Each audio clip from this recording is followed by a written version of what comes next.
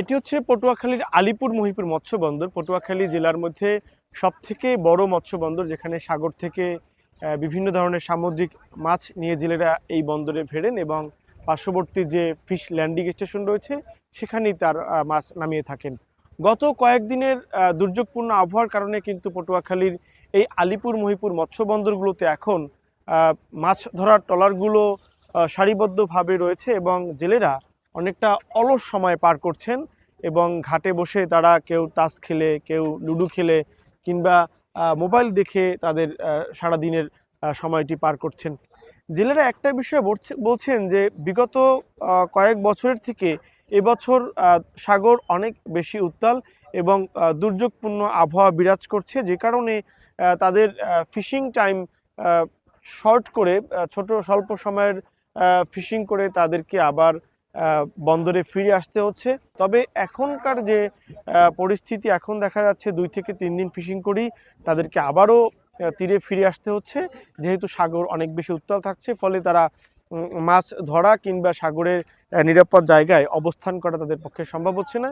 এই পরিস্থিতির কারণে কিন্তু বিগত বছরের থেকে এবছরে তারা অনেক বেশি ক্ষতির মুখে পড়ছেন।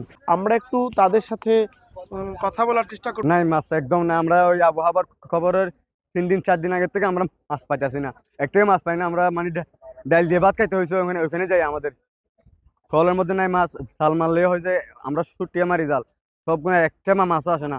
আবহাওয়ার খারাপ হওয়ার আগে তো মাছ পাই না। 8 দিন ফিশিং করছিলাম সাগরে। 8 দিনের পরে আবহাওয়া যখন খারাপ হয়েছে তখন আমরা চলে এসেছি। কোম্পানি থেকে 10 লাখ 20 লাখ টাকা দাবি করা হয়, তখন 20 লাখ টাকা দাবি করা হলে যদি আমরা মাছ 50 টাকা বিক্রি করি, আমাদের 20 লাখ টাকা নিয়ে গেলে আমরা কি পাবো?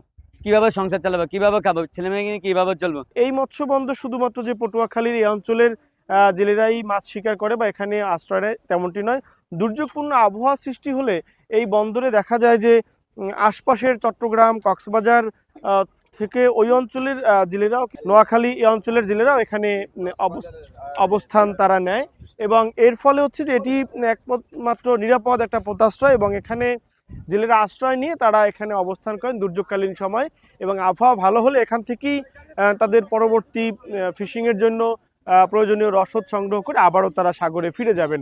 তবে এবছর ঘন ঘন নিম্নচাপ, লঘুচাপ সৃষ্টি হওয়ার কারণে, দুর্যোগপূর্ণ আবহাওয়ার কারণে জেলেরা বলছেন যে আগামী 30 তারিখের আগে তারা সাগরে যাচ্ছেন না, এখন তারা এখানেই অবস্থান করবেন। পটুয়াখালীর আলিপুর মহিপুর মৎস্য বন্দর থেকে আমার কাছে এই ছিল সর্বশেষ।